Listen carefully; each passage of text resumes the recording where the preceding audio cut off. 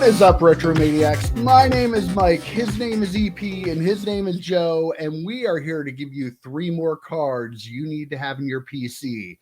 I'm going to kick it off like always. This week, I'm going to give you the 1995 Pacific Crown Royale Pro Bowl die cut of Barry Sanders. I mean, 1995, the first year of Crown Royale. I mean, just the whole Pacific Crown design in itself is pretty amazing. Like, it's still iconic today. But those Pro Bowl die cuts, holy cow. Like, you want to talk about die cuts. Those are the most die-cutty die cuts I think there ever were. They were 1 in 25. So, there were 24 pack boxes back then. You were supposed to get 1 per box.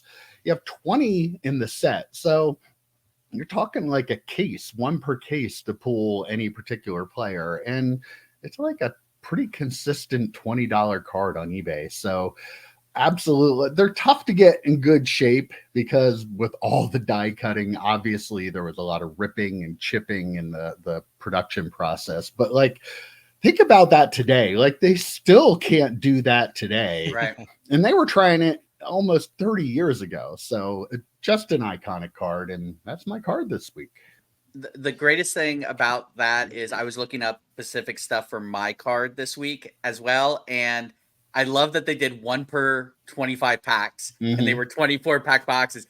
That feels so much better to me. Just in case. That feels so much better than saying on average, right? Because you don't want to get on average like Panini does to people sometimes. So I love the 1 per 25. The card itself, awesome. I love any die cut from Pacific, but I love the 1 per 25. And as we said in the one show last week, I mean it was not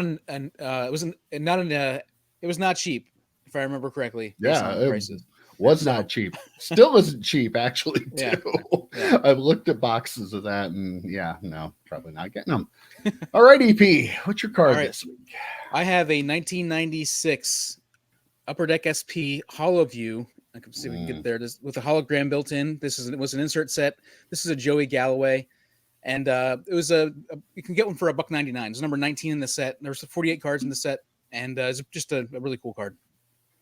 Yeah, they're great cards. I actually like the early 91, like the 94s too, the Pro Bowl ones. The Pro Bowl ones, yeah, right. Yeah, but I mean, they did great stuff. Like Upper Deck was the hologram company, and then they started like meshing holograms with other kinds of technologies, and it was just really cool.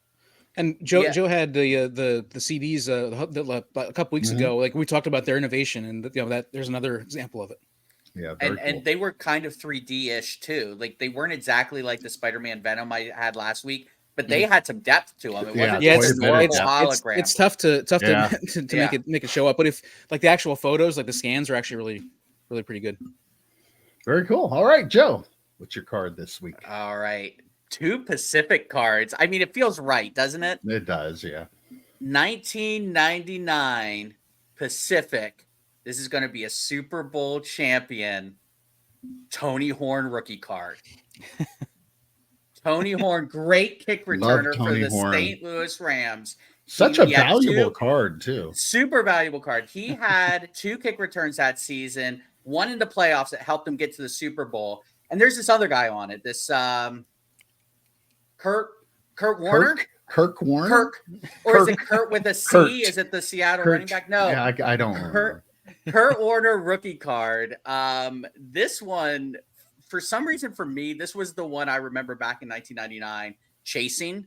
I don't know why. Like, he had other rookies. He obviously had the playoff momentum. I feel like that was the first one that was the first one that came out. I feel like that's why we were chasing that, because it was the first one that came out. And I have one in my PC that's, not in the best of shape, but it's one I pulled from back in 1999. So I'll never upgrade on that one. But like, that card was just so iconic because it was like, it's this all pro quarterback at this point with a kick returner because he wasn't good enough to get his own card, reminiscent of the next year with Tom Brady had a bunch of cards where it was him and someone else. So I love that card. And the thing about Pacific that made this card really, really hard to pull, the set is like 500 cards deep. Yeah, that was a big set. It would take you 2 boxes perfect collated 2 boxes to pull one of those Kurt Warner cards. So it wasn't easy to pull.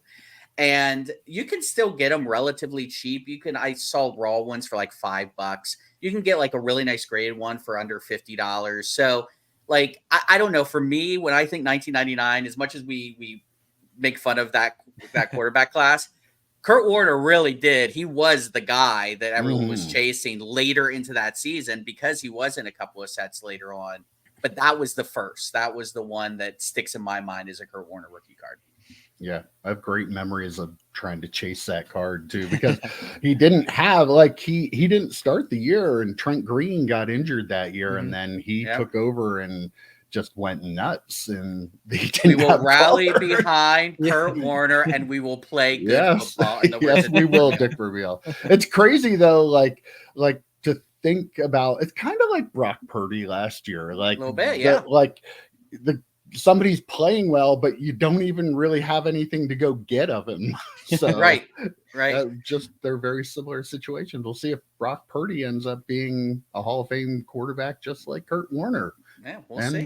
Poor Trent Green too. Like he probably with that offense, he probably could have done the exact same thing as Kurt Warner. But I mean, we could have been talking about Trent Green right now. Yeah, exactly. 100%. All right. Well, there you have it. 3 more cards you need for your retro PC, and we'll be back next week. See you guys. See you, boys.